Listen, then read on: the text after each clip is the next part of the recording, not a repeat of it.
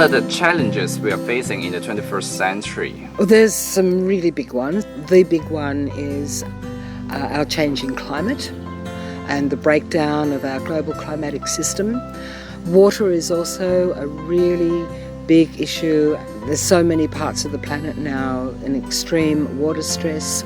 Things like this just shouldn't be, and it's a gross mismanagement and misallocation of resources that has created these problems. And sadly, I just see in many places they're going to get a lot worse before there's a chance that they might get better. How does permaculture help to deal with these challenges? Well, permaculture looks at the whole picture. We really need to have a revolution in agriculture towards a regenerative agriculture.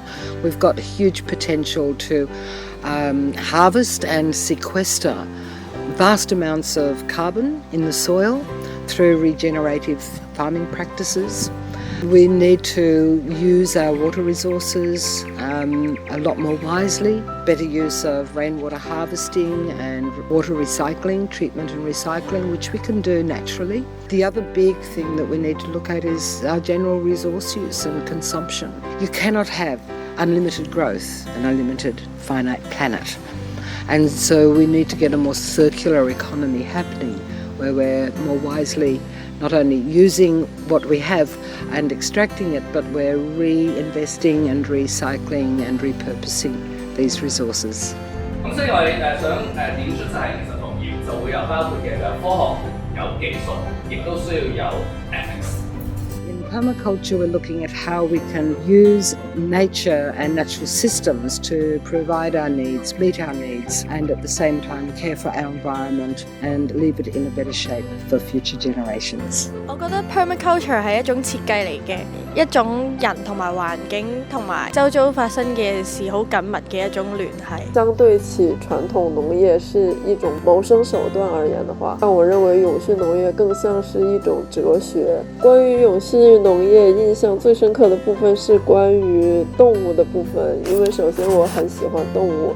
我在今天的學習當中，我看到了永續農業和傳統農業兩種農業方式，他們對待動物的一些觀點有非常大的不同。我從來沒有認為過我們在現代社會中養寵物會是一種很有負擔的事情，但是永續農業教會我就是可以用一些生活當中的一些牲畜去代替寵物飼養，減少碳排放，我覺得是非常好的。permaculture 最重要嘅係 seed saving， 因為如果冇咗種子，其實咩都進行唔到啦。特別係而家好多原生嘅種子已經冇咩啦，咁我哋更加要好好保存呢啲種子。咁其實呢一個先係可以令成個農業持續嘅一個好關鍵嘅因素咯。改變咗我咧對貓狗嘅睇法，自己覺得佢好可愛就養，從來都冇諗過二氧化碳嘅排出量可以係咁多嘅。我會覺得動物其實同我哋一樣，只係一個消費者啦，即係用植物去養活緊我哋嘅。但我冇諗過原來動物都有佢喺個田地嘅作用，譬如豬咁樣咧就可以攀鬆啲泥土啦，可以揾到我哋揾唔到嘢食，從而冇咁多資源嘅浪費咯。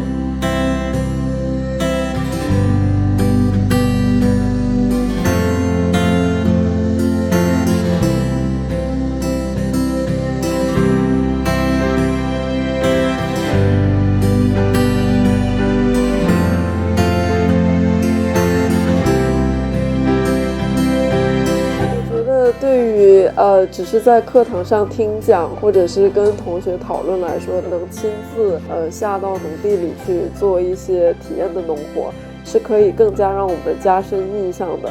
我覺得如果係用體驗式學習嘅話，就成件事會具體好多同埋清晰好多咯。真實咁樣將嗰套理論運用翻喺呢個農業嘅體系入邊。lecture 講完之後呢，大約你就係想像呢一個嘅畫面，咁但係你冇真實去見過，即係你有好多個 process 係要做，咁你就唔會淨係好表面或者好單一化咁睇到話淨係種樹呢樣嘢咯。咁成件事就會立體好多，同埋會知識係會鞏固翻好多咯。And you can show pictures, you can explain things, but until they actually can be there and feel it and touch it and taste it. It's one of the reasons I actually established this place, was so we could bridge the gap between theory and practice. It changes lives, it changes perceptions.